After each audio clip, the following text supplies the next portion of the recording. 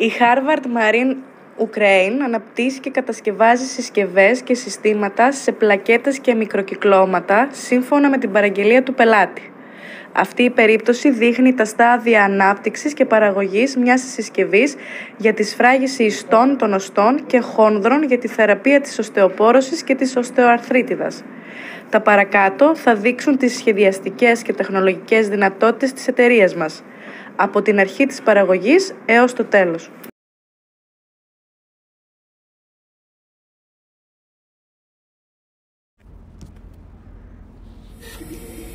Τεχνολογία κατασκευής πλακέτας συσκευής.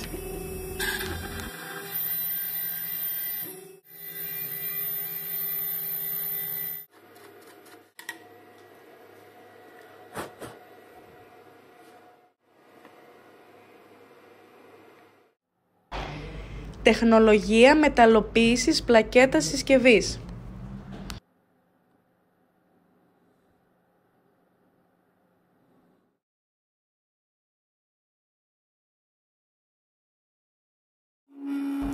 Κοπή αυτοκόλλητων σε πλότερ.